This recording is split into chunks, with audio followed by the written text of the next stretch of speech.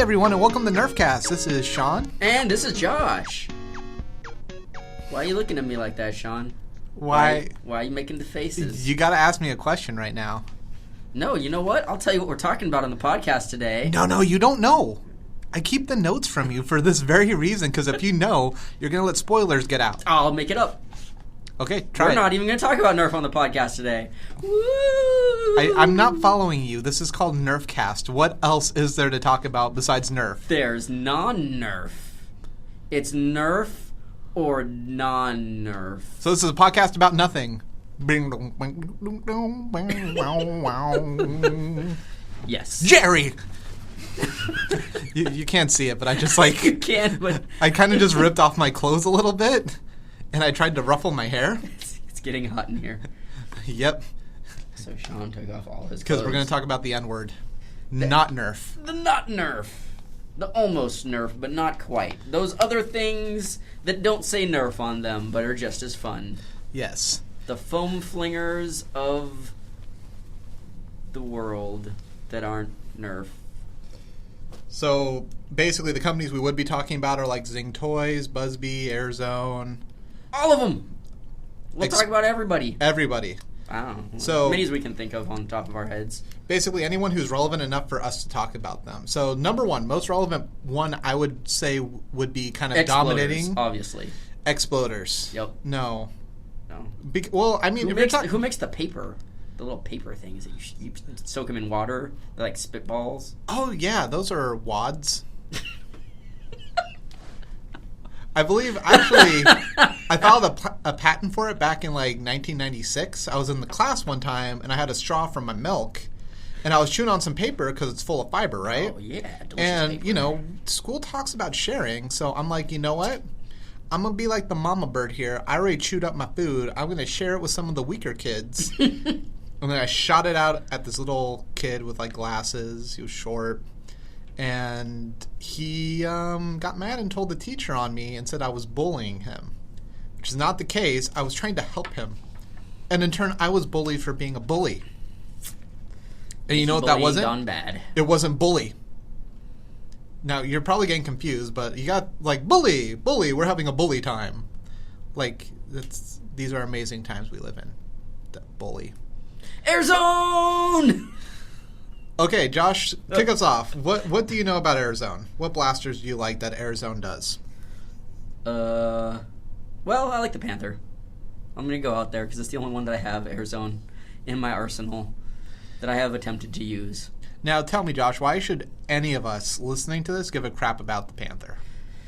Well, the Panther is nice, easy to mod, compact, and just kind of fun. Honestly, I rarely use it in games. It's more fun to just impress people with firing a dart really far.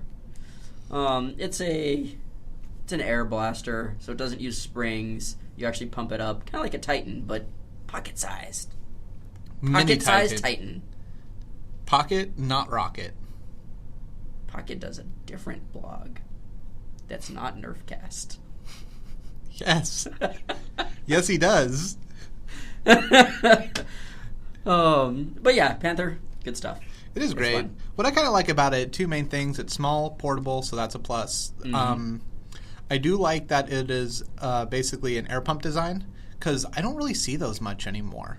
So they're kind of making a little bit of a comeback, because a blaster I'll mention later also does it too. It's kind of cool just because there's no spring to put in. You don't have to worry about reinforcing it a lot. You just have to make sure the tank will hold. But that's not something that'll be like... For example, I have a friend that we play Nerf with, Ryan. He has done many spring mods to many of his blasters, and the backs kind of break after a while because he's very overzealous about how he does things. Not against him, it just means he is in love with performance and having good performance blasters and getting the most he can get out of them. With an air pump design, that's always very popular because, like Josh mentioned earlier, the Titan done by Nerf. Yep. We're going to end up always circling back to Nerf somehow because, I mean, they're A. B, C, D is always going to be compared back to A. You get good, reliable design, decent performance. Guys are good at the pumping motion. Yeah, it makes sense. Yes. Explains why I like it. Yep. It's basically Yeah. Josh is a pro at it. Yes, indeed. Yes. I think the only thing I've really seen people, the major complaint with Panthers is that it has a really small handle stock. Yeah. I mean, I got tiny little baby hands, so that's fine for me. Yeah, I got these giant hands that are actually perfect for eating Burger King. Yeah, I think everybody else that I've seen is like I can get like 2 fingers over the whole handle. Uh-huh. I get most of my fingers. I can sort of squeeze it. If I don't get my pinky on, I just feel that I'm being proper while I blast. See, my problem is because when you tea. pump it past 8 or 10 pumps, Right. yeah, I mean, it gets harder to pump. So, God, this is going to be such a phallic episode. So I want to naturally grip it to be able to push in more. Yes. Small pump grip is what we're I'm getting literally trying not to make innuendo happen right now, but it's kind of just coming out. And there it is. And boom goes the dynamite. But yeah, that's what I like about the Panther. And its big brother, the Rangemaster. Are they both from the same brand? Yeah, I believe so. Well, so let's see. BuzzBee, I don't know. Because BuzzBee and AirZone are actually 2 different companies, but AirZone contracts out, like they just get stuff. They get certain BuzzBee things and certain other brand things, and they just recolor it. They don't even repaint it. It's cast in different colors, and they slap an AirZone sticker on it. Mm-hmm. But if you actually look, because there's a Panther that is like green and blue, I believe. Yeah, everybody was getting, and I was like, where do I get one of these? And I'm at Toys R Us, and Toys R Us, suddenly there's this white and black Panther that has the AirZone colors and the AirZone sticker slapped on it. But if you look, the copyright on it that's actually in the mold still says BuzzBee Toys, yada, yada, yada. But I'm pretty sure that the Rangemaster, that's the big sniper rifle that everybody sort of kind of likes. That's the one I got when everyone was talking about the Panther when it came out. I think when it came out, it seemed like everyone was talking about the Panther and the Rangemaster both at the same time. They just suddenly both kicked off. So I don't know if they were released around the same time or what. But the Rangemaster is kind of cool because it's bolt action. It's pump action too, which is weird to say because normally those are 2 different things on guns, but you're pumping it. So that's why I would call it pump action. I would be wrong, but I would call it that. Because I don't know correct terminology for stuff. I mean, good enough for me. I mean, I still think it's called a magazine what you load ammo in instead of a clip. Nerf, Hasbro, you hear? You listening to me? They are never going to own up to that one mistake. They're also never going to give us any endorsements either because we're spending a whole episode talking about their competition. Yep. But with the Rangemaster, I was getting fair and biased. Nerf news. We should just come up with different agencies and like how we have 50 other properties. Here, 1 second, I'm going to explain something real quick. So you are listening to Nerfcast with Josh and Shawn. Yep, that's the both of us. Now, we also have a blog we run called BayAreaNerf.com, which you might have been to because that's where we usually post a lot of these episodes. Yep. Now, we also have a group in the Bay Area called BURN, which stands for Bay Area Urban Recreational Nerf. And all of you listening right now, yes, we do know that Bay Area is a BA and there is a burn and no A in burn. It's the closest way we can have fire in the logo. I like fire. Fire. Yes.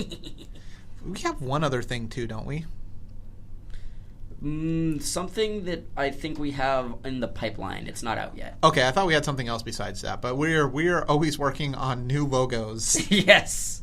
Logos and things. Logos and mogos. Where were we? Oh, we were talking about BuzzBee stuff. Yeah. I mean, there's a lot of BuzzBee, and I just kind of throw AirZone and BuzzBee together when I'm talking about them because the only way I get anything BuzzBee is pretty much through AirZone. Those are kind of the big 2 that come to mind. There's nothing else that's really that I see on the field being run or hear about. There's one I see on the field every once in a while because people aesthetically like how it looks. It's the little shotgun they have. Oh, the double shot. Yeah, that actually has you load ammo into shells. Yes. Like you would an actual shotgun. Yes, so AirZone uses correct terminology. Uh-huh. Okay. See, when I was growing up, shells were something that you put Koopas in, and then you stomped on them and they came out, and you threw the shells, and they would hit people in cars and bananas. Yes. God, I'm hungry. Turtle soup. Oh, that's chocolate turtles. Little nuts in them. Yes, I know what you're talking about now. Yes. Those are good. BuzzBee. Oh, you know what? Okay. Yeah, those are honestly the three that, I mean, two of those performance-wise, once they're modded, you do a basic...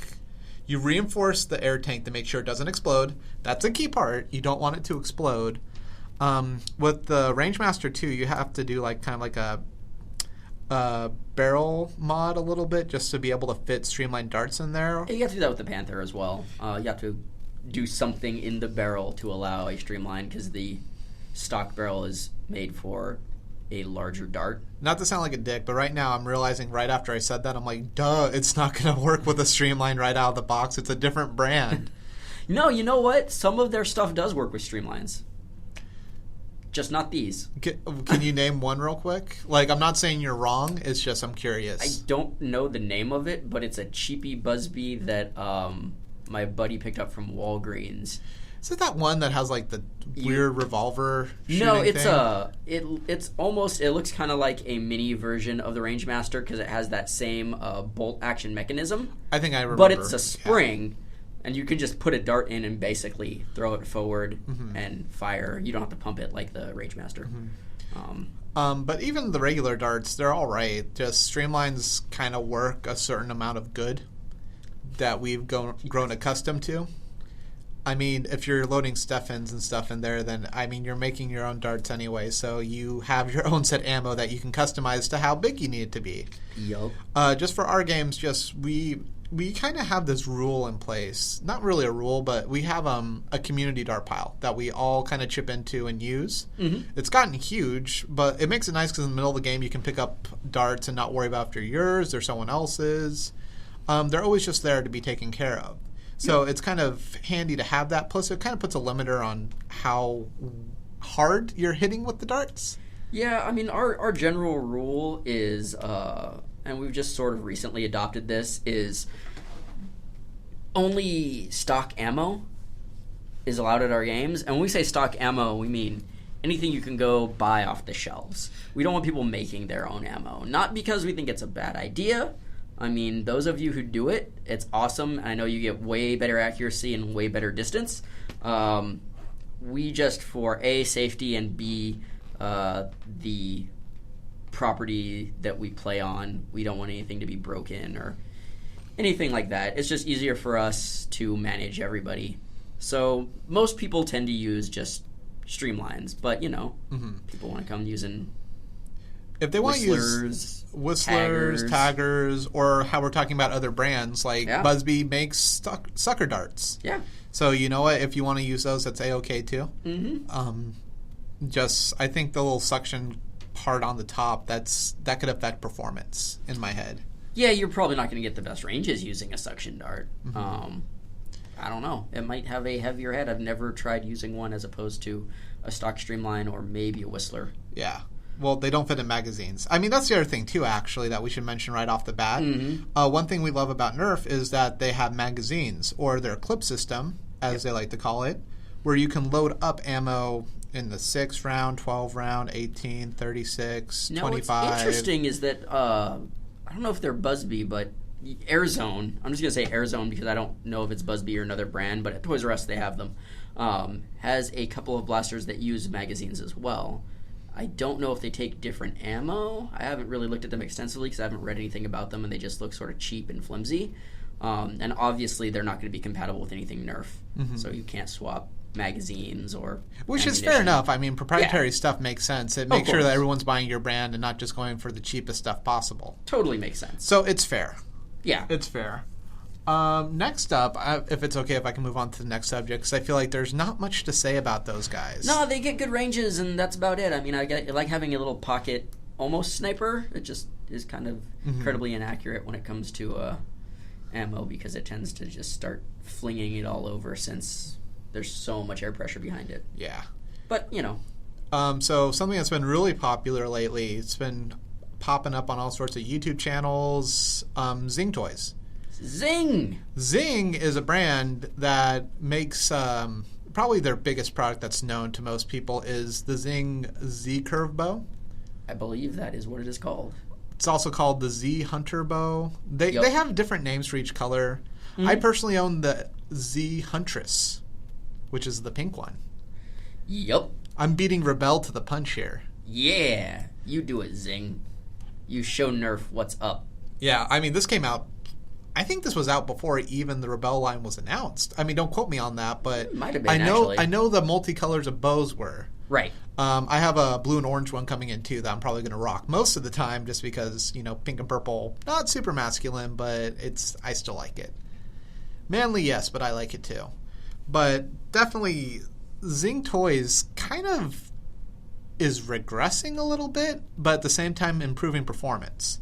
So their design, if anyone's unfamiliar with it, it's basically a glorified slingshot. You have elastics that are held onto the bow. You use hooks on the arrows to actually sling it back and just launch it. It's like a slingshot. That's the easiest way to describe it. Yeah. It's just it doesn't have a full back brace. It hooks in instead. Mm-hmm. An interesting mod I've actually heard for some people, because some people are intimidated by the arrow size and the thud they make when they hit against stuff, is they say to zip tie the two little holes together that the hooks go into for the arrow, make it a sock thrower, similar to Humans vs. Zombies. So instead of throwing socks at people, you're flinging them. I like it. I mean, it's a slingshot then, exactly. That's what it is. Yep. The ranges on these guys are phenomenal. Like they put 125 feet on the package. Honestly, this is one of the few times that I feel like a package is grossly underestimating the potential. Yeah. I mean, you have to realize that, again, target audiences and how far back what kind of draw does a 6-year-old have? That is very true. I think a part of it, too, is they might have been courteous enough to realize that they have two different types of ammo. They have whistlers and suction darts. Correct. The whistlers fly like champs. The suction darts, because of their design, like we mentioned with the air zone stuff, is not aerodynamic. Yeah. It doesn't fly as well. Suction cups just are not aerodynamic. That's what we're getting at here, everybody. Yes. It's a lesson to be learned in the podcast. But there are ways around that. Mm-hmm. Well, I was going to get into that in a second. Okay, fine. I'm going to finish my statements, Mr. Man. So basically, I feel like they took an average of the two. Yeah, that makes sense. Yeah, because honestly, I mean, there's that whole if you're shooting straight versus curve, which is true for Nerf. Like, that's used all the time. Like, if you angle it, you'll get it further. But at the same time, you're like, it's going to be less accurate then. Right. Now, when you do this with Zing toys, because it's basically a slingshot, it's incredibly accurate. It rides a straight line very well. Mm-hmm. So when you angle it, I feel like if you know how to angle it properly, you'll hit your mark. Oh, yeah. Yeah. I've seen people be pretty dang accurate with these. And, I mean, and for anybody concerned, just on a side note quickly, the ammunition, the arrows, totally safe. They might seem kind of intimidating because they fly pretty fast, pretty far, and if you hear them like hit something, it makes a pretty good thud. Mm-hmm. But I mean, Shawn shot me at pretty much full draw within 5-10 feet, and it's like getting hit by, if you could imagine a streamline that was just really big.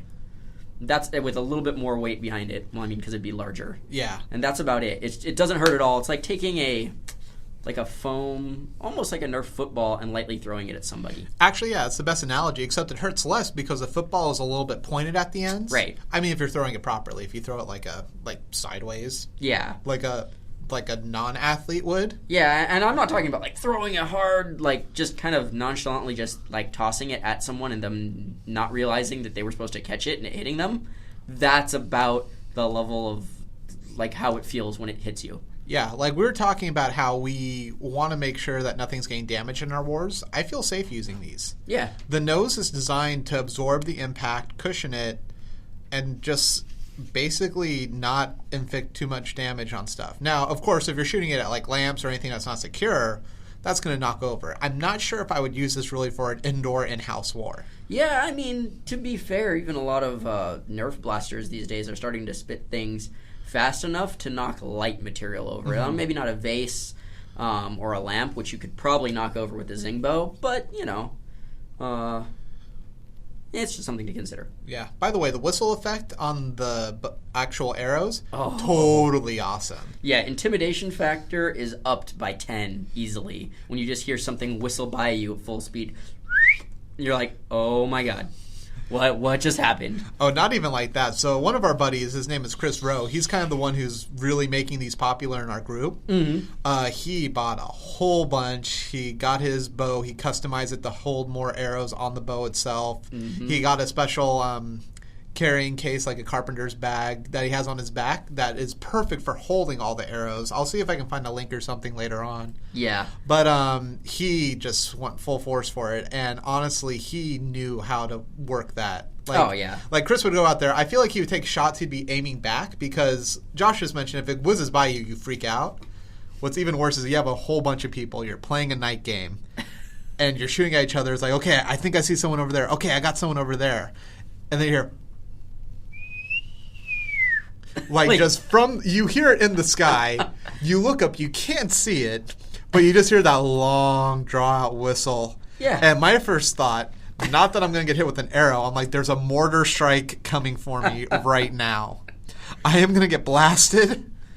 Oh, This is not going to end well. It was really fun. Chris did a great job with that.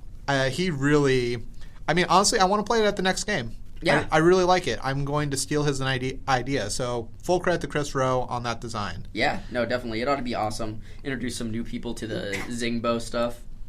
And honestly, I think people will be really shocked, have the same sort of reaction as we did when we first saw it. We were just like, oh my gosh, what's going on? But then at the same time afterwards be like, that's so friggin' cool. I got to get one of those. It gets great ranges, stock, like you were saying. It's easy to handle. I mean, rate of fire is about the only thing that you might lose out on. You have to practice a bit with it. Chris can just fling those things for days. Well, Chris is he does archery. Yeah, he does. I mean, granted, we do have some other archers at our games, like our buddy Kimball. Yep. He took a real bow and got it to shoot streamlined darts. Yeah, that's streamlined darts. That's a whole nother thing. Now, since we're talking about items that can be bought in stores, we'll focus on that for another day, maybe. But yes, Kimball's design is an interesting, ridiculous monster of a blaster. Yeah. It is intimidating. It is a sight to behold. Yes. Very intimidating. Now, as Josh mentioned, the rate of fire can be a little bit hard just because the arrows are a little bit bulky, so you have to make sure you're loading them, you have a way to hold them. But at the same point in time, because you're getting such great distances with it, especially in a stock war where you don't have to worry about Steffens, I mean, the rate of fire can be diminished to a point because you're just going to be like, well, I can take some time to load up the next one because they're way out of range. Yeah, I feel like it's even better than like a snap bow as far as rate of fire goes. Like you can put a hopper on a snap bow and like have it be gravity fed, load the next ammo. But with this one, if you get the rate down, I mean, you're loaded and you can sit there and hold as long as you need to. Yeah. You're ready for that next shot. It's just, this is, what I like about this, it's a weapon you need to practice with. Oh, yeah. With Nerf, you feel like you can't really do target practice or anything like that because while you'll get certain ranges and decent performance, you're never going to be a sharpshooter with one. It's very rare I see something that's pinpoint accurate past a certain distance with Nerf, just because wind's going to be a factor. Yeah. The darts, I mean, even if they look pretty much straight, any sort of curve is going to throw off the angle and make it fishtail. Yeah. Oh, definitely. And fishtailing in general, of course. Nah, definitely the Z-curve bow, and the other. There's more than just the Z-curve bow. So there's also there's like a mini crossbow. Yep. That they have, and a regular size crossbow. I believe there's two different weird crossbow type things that they have, or it's a mini bow. Yeah. I forget.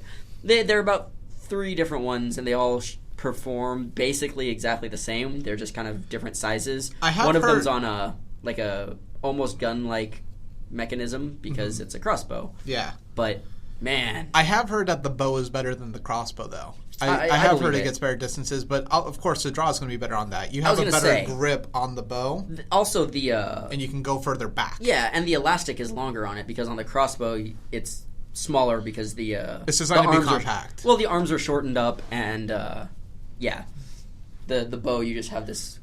I have big power, but such tiny arms. It is the T-Rex. There we go. Of the foam blaster community. Oh yeah. They also they actually make a slingshot too. They do. It's not so great. I've tried it before. What it does is the balls it uses, instead of being like soft foam, kind of like the heads of the arrows, it's a hard foam. There's a little bit of give in it, but it's just not.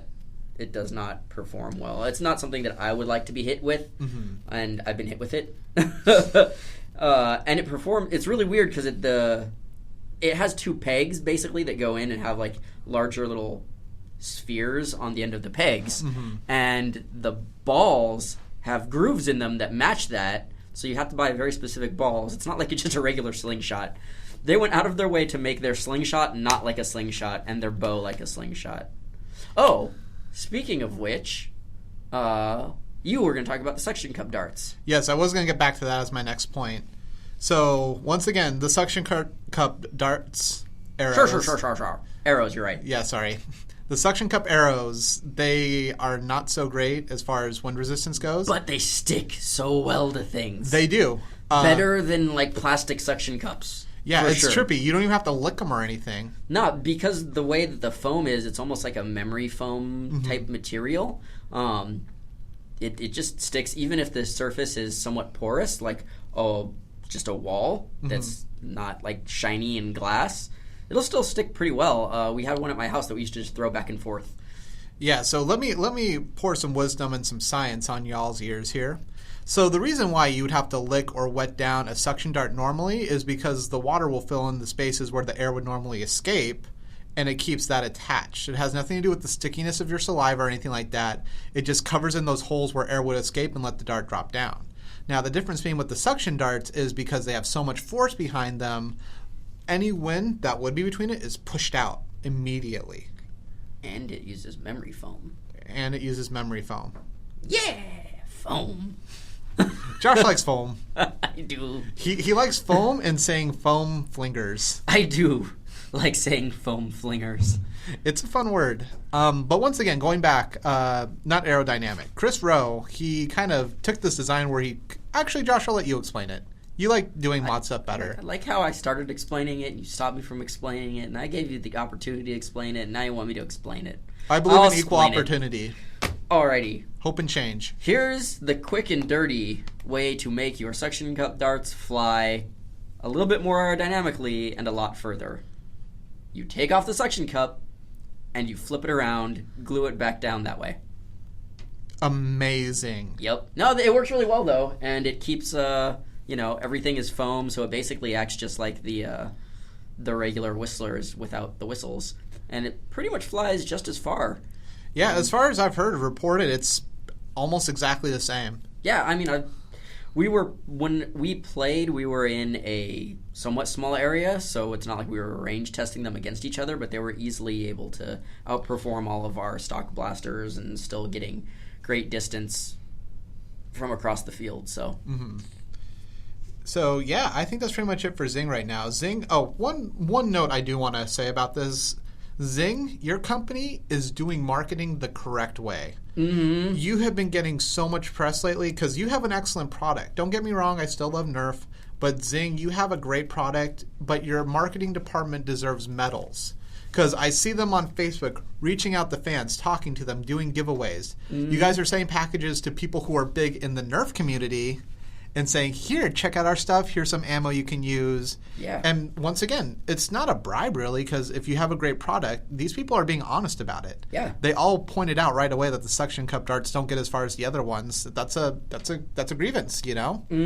But because your performance is so good, I think I haven't seen a single video where someone didn't have a big smirk on their face. Yeah, everybody that I've seen loves them. Yeah, it's fun to use. And that's what I really like about it. Like, even if it's not as technically good for my wars as my other blasters and loadouts would be, I'm going to run one just to mess around and hit people because I still think it'll work great. I think there's something to be said, the whole function over form over function, either which way. With Nerf, it doesn't matter because if you're having fun while you're using it, like the Rough Cut is a great blaster. It's probably one of my favorite new blasters.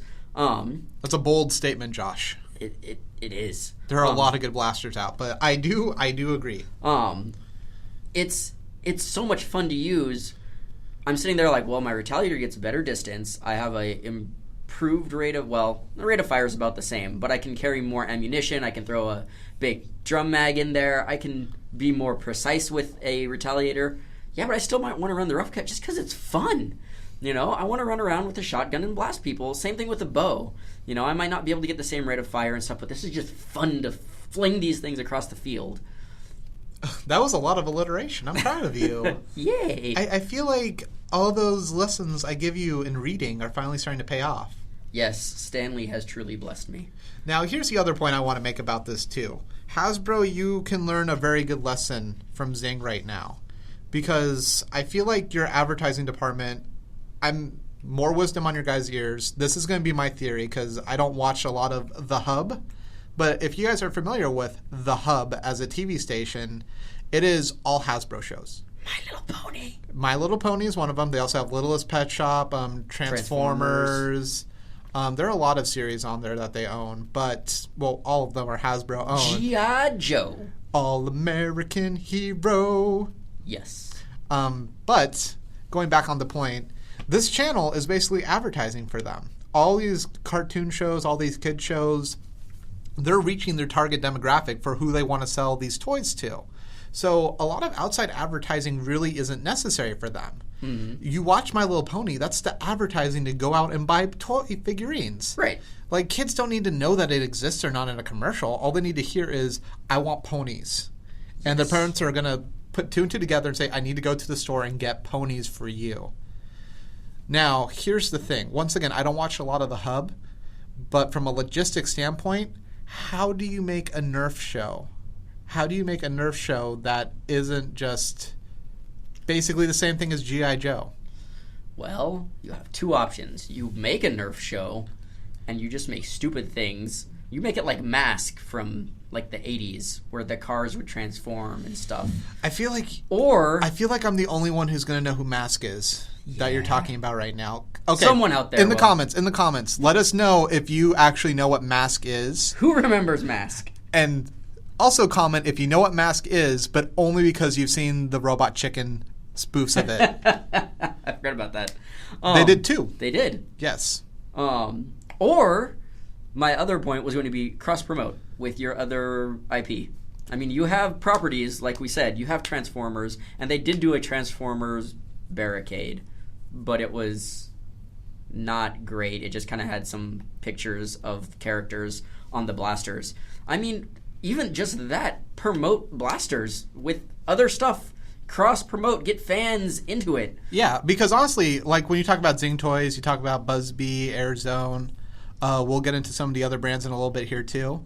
These guys do not have the access to properties that Hasbro does. Yeah. And it boggles my mind when I go to the store, go to Toys R Us, see an Avengers Maverick. That is literally what it is. If you look at the design, the shape, everything looks like a Maverick.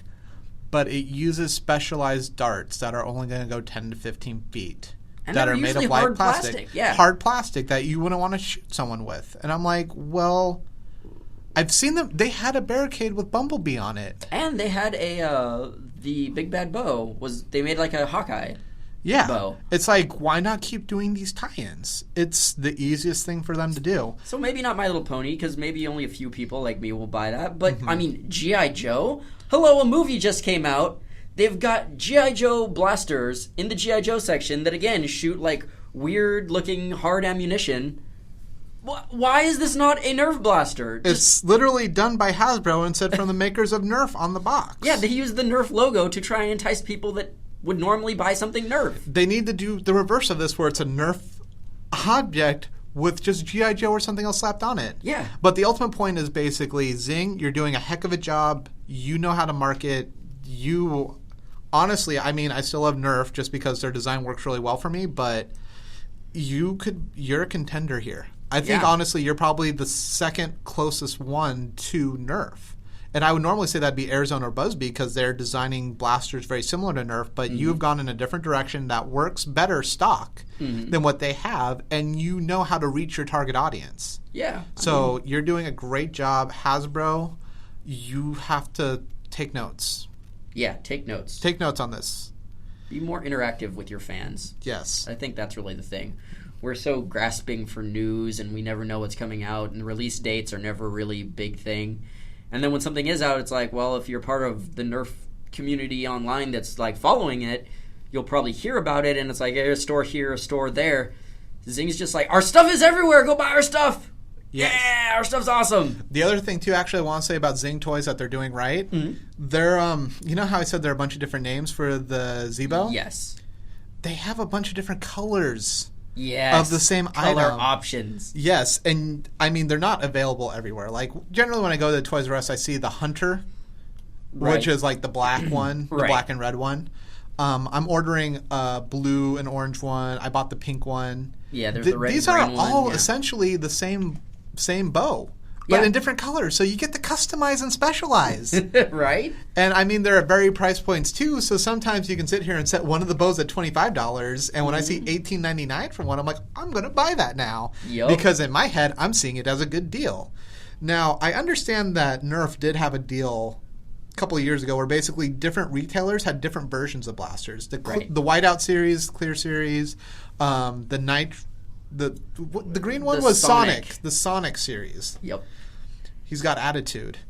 Yes. He can really move. And it is the fastest thing alive. Yes. Going back to old cartoon shows, that is part of the theme song from Sonic the Hedgehog. Indeed it is. But that was very cool, but it kind of sucked that you had to say, okay, it's like DLC, it's like pre-order bonuses for video games. I don't want to buy a game at GameStop because it has a certain pre-order bonus. Right. I want that bonus wherever I go. Yeah, exactly. And I understand it's good for the market or whatever. I feel like Nerf is not the right fit for that design. And it's also probably why they backed off from it, is because you don't see these different design blasters anymore at specialty stores. Yeah, I mean, you see exclusives like, Dart Tag, or the Alpha Trooper is going to be exclusive. I mean, they're still making deals for exclusive blasters. And I think that if people want those blasters, they're going to go to whatever store has them because it's the only place you can get it. But having different colors, aside from some of us more hardcore people, I feel like their target audience, which is theoretically kids, the parents are just going to go wherever and buy their stuff. Yeah, they don't. Okay, so here's why superstores take off. Target has a grocery section. Walmart, grocery section. Yep. You go there to buy groceries, clothes, whatever. You need to get a toy for your kid. You're going to pick it up regardless. Exactly. If they say, I want this Nerf blaster, and the parent looks at it and it's a Retaliator, and they talk to the sales clerk and say, my kid wants this thing, they're going to go and get it. Now, if they have one or the other color, like the regular or whatever the specialty color is, I mean, they might pick up the specialty color. I don't think they're going to go, they need this one because it's such and such color, when I don't even see those advertised. Again, back to advertising. Now, with Air Hunters, with a Zing, they have basically the same functionality on all their bows, but different colors, so you get this choice. Kids love color. Right. Like, look at popular shows like Teenage Mutant Ninja Turtles, Power Rangers. A lot of times what sets the people apart is what color they are. Voltron! Yeah. But yes, a lot of my favorite colors are dependent usually on which characters I relate to the best. Yep. Like, I'm a fan of purple because Donatello wore the purple headband. Yeah, so you didn't like Power Rangers a lot then, because there wasn't a purple ranger. I like the Green Ranger. Those are my two favorite colors, actually. Josh is giving me a death stare right now. Doesn't even know. I'm going to bust out my dragon dagger flute, play it. I will punch you so hard in the face. Ding, ding, ding, ding, ding. My Power Rangers action card game green deck is getting built right now. I already have a full Mighty Morphin set. I will school you. But once again, Zing, this is just smart. It's all really smart. I really hope you keep in this direction, and I hope you get a lot of money to make more stuff, because you're doing great. Yeah, I would love to see you guys come out with some more products other than that, what was it? Not just the bow, the slingshot that kind of sucked and whatnot. I mean, that's kind of like a basic step to go. It's like, hey, we have the means to make this, why not? That's what I'm saying. Like, I would love to see more products made by you. Heck, even eventually, if you want to get into the blaster game, I would love to see what interesting designs you guys would come up with. Mm-hmm. Moving on, though, so there is, speaking of bows and crossbows, there is actually one more item really here that I'll let Josh talk about it. Is it the NXT generation crossbow? Yes. So it's kind of a weird thing. It's a crossbow. I mean, that's literally what it is. It comes with darts, like some larger, they're definitely bigger than stock streamlined darts.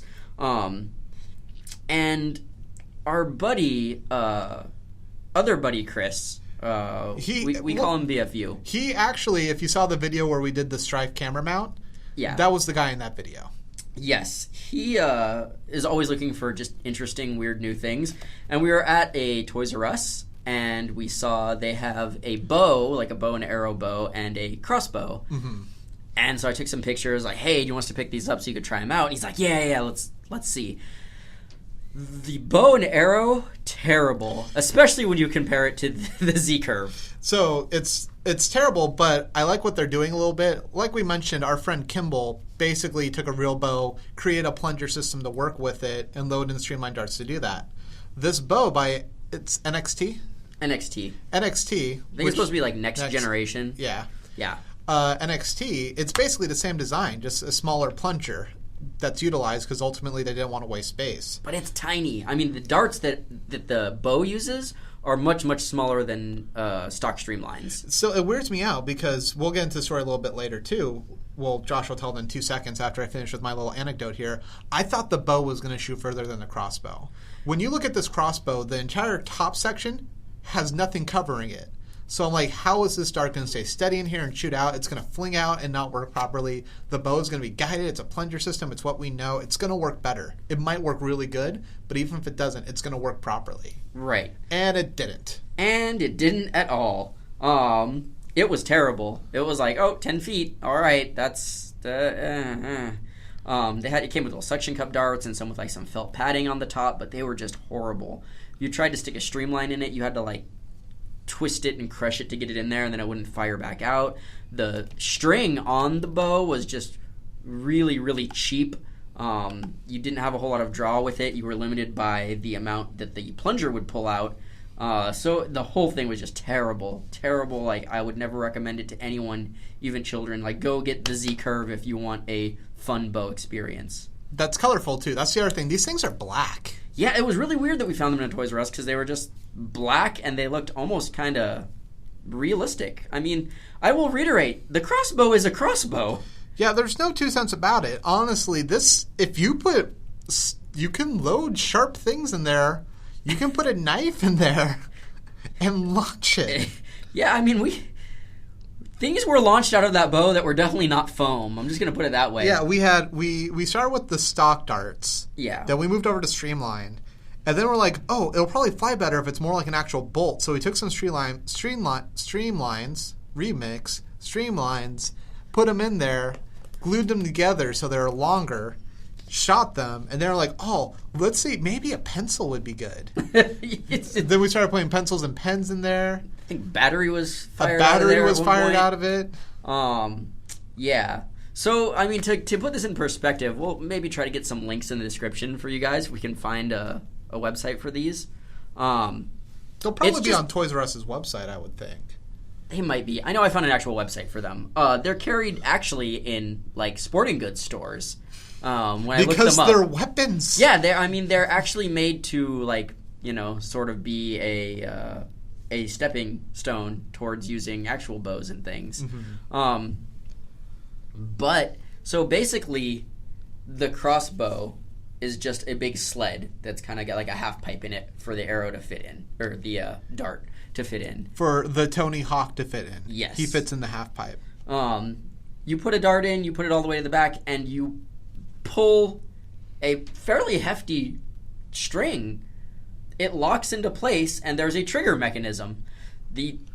Once you let the string go forward, it basically hits the dart and just pushes it forward. It rides along that little groove, and it goes outward. I was expecting it just to fall and things not to go very far, or it to go over the dart a lot of times. No, this thing was dead accurate. It's dead accurate. It flies like a champ. It uses streamlines right out of the box. It was ridiculous. I mean, I've heard varying stories. I've heard someone else is using it, and they cannot for the life of them get the streamlines to work. Yeah. And I haven't met the guy. I've met him in person, but I haven't seen him with the crossbow in person. I kind of want to sit down and I had zero problems doing it. Yeah, I mean, maybe either he got a crossbow that just doesn't work, or we just got a crossbow that does. And or we got one and one of us doesn't work, but we made it work even better. Life found a way. And then, so our buddy VFU decided, well, let's make it more like crossbow bolts, as Shawn was saying, and glue two together. To which, of course, we were like, I was like, that doesn't make any sense. Darts, yeah, it's smaller. That's the way that people make streamlines. And it didn't really dawn on me, like, that doesn't matter at all because you're not using a plunger system or even air pressure, for that matter. You're just basically flinging darts. You are shooting them out of a crossbow. And they flew even better when we glued them together. It was ridiculous. It was just, wow. Yeah. Now, running it on the field, I don't know. You can't really put more than one in. The reload time is definitely going to be more than that of, say, a Zing bow or a Z-curve bow or pretty much anything else. Even something that you have to load in one at a time, like a Night Finder or a Fire Strike, is probably still going to be a little bit faster than this, because not only do you have to drop it in, then you have to pull back on the string, which you can sort of do with one hand. I guess you could practice it and get good at it and probably get about as fast as a Night Finder. But the accuracy and the range on it were really great. This, honestly, is a sniper weapon. Well, the thing is, it floats and flies really far, but you don't have to worry about a lot of air pressure building behind it to make it go far like you do with any other blaster. Anything else that's plunger system. Yeah, it doesn't get that dovetail effect where things just start going crazy because there's a lot of air pressure behind it. It just glides, man. It's ridiculous.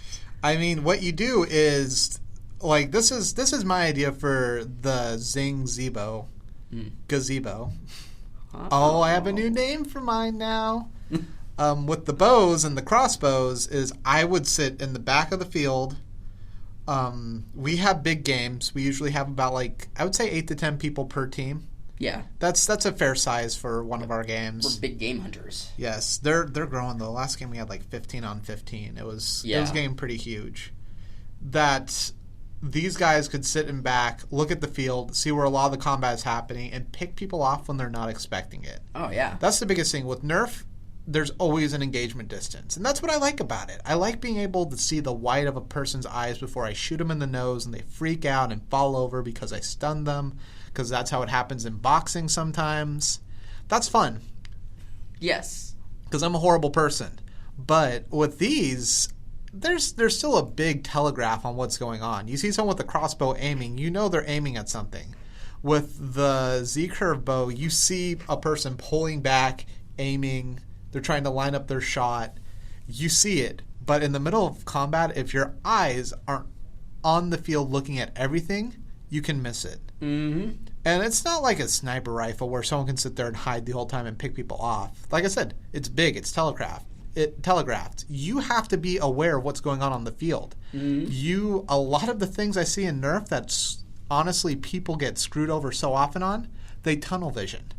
They focus in on where they're going, maybe on one or two guys. They lose sight of the entire field in the process. I've seen that happen a ton of times. Someone will just run around right behind them and they're done. It's like, well, you were paying way too much attention to whatever you were trying to hit and not enough attention to me standing right behind you. A little tip right here for anyone who does Nerf wars where you're doing more combat and objective-based stuff. The easiest way to get people out, just like in video games and probably like in real life, except I haven't been in a lot of real wars, flanking. Run around from the side. Don't go dead on. We did Humans versus Zombies, a month ago? Yeah, and people were saying, like, let's go in a straight line right to the point. And our buddy Kimball was like, let's go down one road, then go in a straight line. Because everyone's going to be waiting on the main street for us. No one's going to be waiting one street over. And you know what?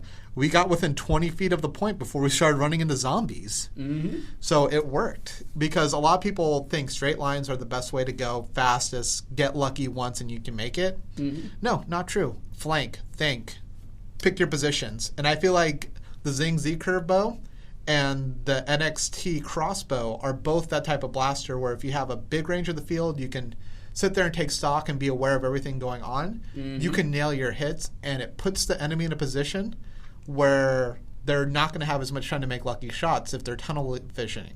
They're going to get taken out quicker. Mm-hmm. Yeah, you can bridge that gap without having to run up behind them or something like that. You can just from across the field, like, they're not paying attention to me at all. Thwump. But at the same time, if they are, it's simple. Just rush them. Yeah, exactly. Rush them. They're not going to be able to keep up with your high rate of fire. Yeah. So it's not necessarily punishing you. It's not unbalanced. There are easily ways around it. Oh, definitely. Just like a hailfire, you can rain down a lot of darts. Yep. With that thing, but your range and accuracy is dropping because of it. Know what you can do with it. Corner with it. Hold down a position. Lay down suppression fire. Hold off a team with one person. I mean, it's very, very simple to use if you know how to use it effectively. Exactly. And I feel like both of these items I just mentioned are great examples of how to change up combat in a typical war without unbalancing it. No, I agree. So those are the main ones I can think of. I mean, technically there's Super Soaker, which we never talk about. Well, Super Soaker isn't really a foam dart blaster, but it is worth picking up some Super Soaker things for some of the stocks and things like that. Hey, you know what else isn't a foam blaster? Oh, here's the set. Can Josh spike it? What else isn't a foam blaster that we can talk about right now? Exploders! Exploders! Yeah, okay. Yeah, I mean, That Josh... was it. that was us talking about them. No, so exploders, they're there. It's a very cool concept in my head. Basically, it's supposed to be like paintball. You can, except it's not paint, so you're not going to, like, mess up any clothes or anything with it. It's water-based pellets. You can get refill packs and just get them wet and fill them up. Put them in a little feeder unit that shoots them out. I hear they're decently accurate because you're basically shooting like a little round BB, so there's not much that's going to do wind resistance for it. If you haven't seen these, just look at them and then love Nerf more. I mean, there's no trigger. I'm just going to say that right out. There's no trigger. There's a little thing on top that's kind of like a paintball hopper that has these little moistened pellets in them. They're kind of like those pellets that you get for plants that you put in the water and they sort of grow and they give off some water for the plant over a period of time. They're like miniature versions of those, and you pull back this little, it's almost like a bolt sled if you guys do airsoft or anything. And it springs forward and fires the little thing out, and that's it. So, you're not going to sit there and pull a trigger and blast people. They don't always explode either. No, they don't. That's their namesake. Yeah. It's like having Nerf with non-Nerf material. Yes. Like I was about to say the disc blasters are like that. Nope, they're Nerf too. Nope. They are indeed. And I'm not going to say other things can't be invented. That'll work fine. I mean... there's a few other things out there. I don't know the brand names or anything. Like I mentioned earlier, there's the Paper Wars ones or whatever they were called. Mm-hmm. They were basically, they look like the front tip of a bullet. That's the shape of them. And you put them into like a little cartridge and you get them wet and it's like a spitball getting shot out. Those also have magazines too, actually. I believe they do. There was this Super Splat or something like that is supposed to be a washable paintball alternative. I mean, it's paintball, but it's kind of the same thing as exploders. That's how you use it. And I mean, all of these things are just not, they're just not there. Not to say you can't buy some and go have fun with them. In a Nerf war, you're going to have a hard time finding a place for them, I think. They're sort of their own thing. And even Super Soaker, like the stocks are interchangeable, but if you're going to go have water wars, you're probably going to go have a Super Soaker fight. Plus, not everyone likes to get wet, too. Yeah. You can't count on that. Yeah, no, it's definitely, it's apples and oranges. And a lot of these other things, I think they're trying to fill a niche that just might not be there. Yeah. Or if it is, I mean, then it's probably just not us.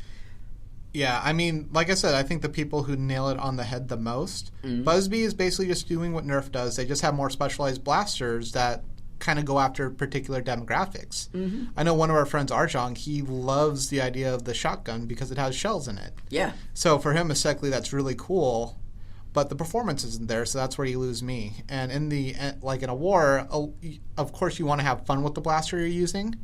You need to have some practicality with it, of course. Mm-hmm. Like the Z-curve bow is really fun, but But I really hope that's the right name, by the way. Yeah, it's a Z-curve bow. Yeah, well, they have so many different names, like the Z Hunter and stuff. Mm-hmm. So I always get confused or worried I'm going to use the wrong name. But yeah, Zing toys. if those were only getting like 40 feet, like the Hawkeye bow we mentioned before, the big bad bow, with that, I wouldn't. It's cool. I like the idea of a bow and arrow, but I wouldn't use it just because it's not good enough. Right. Zing with your bow, it is good enough. I can rock that in a war, score a couple hits, and not have to worry.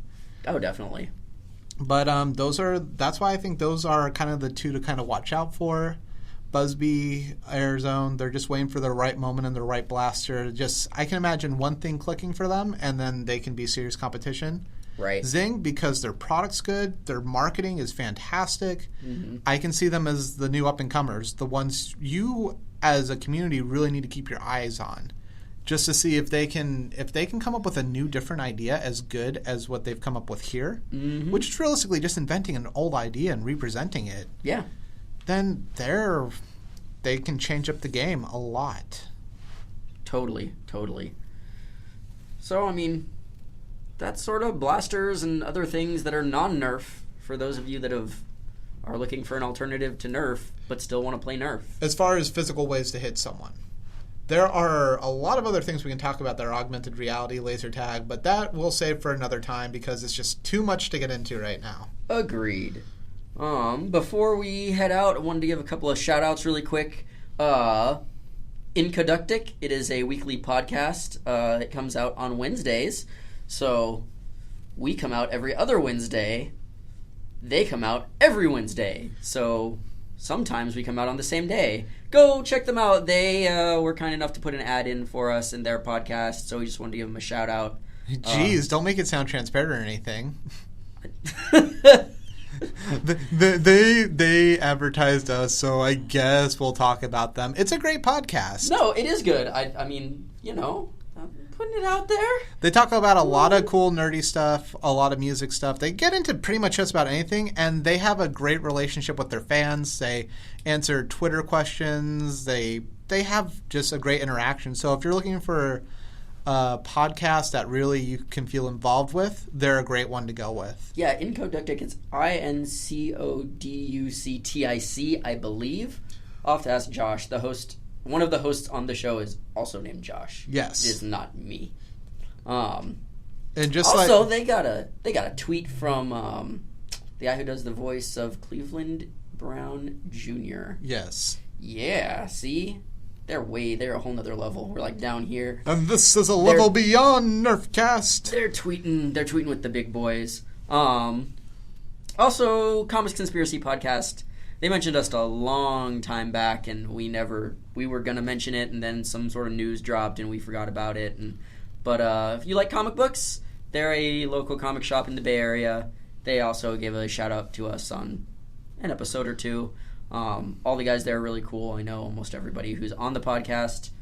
If you like comics, check them out. If you like video games and other just geeky stuff, check out Incoductic. I think that's about it. If you like shooting each other and flinging foam, then we're still the number one stop for you. That is true. Also, check us out, because, we're cool and stuff. Yeah, if you haven't checked us out, Facebooks. You can find us over at http://www.bayareanerf.com. I just realized we don't have a page specifically for the Nerfcasts. We might change that soon. We might change that before this next one comes out. We'll see. Yes, but... We'll see. It might get its own Facebook page and its own Twitter and its own website. You're giving too much away. Yeah, we also have a Twitter already. No, we don't. That's for Nerf? Bay Area Nerf. Yep, Bay Area Nerf Twitter. We need a Nerfcast Twitter so people that aren't in the Bay Area can talk to us. Even though you could talk to us on Bay Area Nerf, but we'll see what we can do. Yeah, so basically the last thing I want to know is what blasters do you guys use when you play? When you have wars, when you're playing with friends, is there anything non-Nerf related that you just feel is very reliable and good for you that you enjoy playing with? What are some blasters you think would be really good that just need a little improvement? Feel free just to comment, let us know. Let us know in the YouTube video on BayAreaNerf.com, or just comment wherever you see Josh and Shawn posting. It could be Reddit, it could be Twitter, it could be anywhere. Yeah. So just feel free to let us know. We love your feedback. It lets us know what to talk about always on the show. Mm-hmm. You can email us, bayareanerf@gmail.com. like I said, we might switch all this up so that it's Nerfcast, so it'll be easier for you people to remember who aren't in the Bay Area. But for now, you can get a hold of us pretty much everywhere. So, Anything that we run, all the things we mentioned, there is a way to get a hold of us. We're a parent company. We have so many children. We are the PepsiCo of Nerf. All right, so once again, thank you guys very much for listening to us today. This is Josh. And this is Sean. Happy Nerfing! Woohoo! Voltron!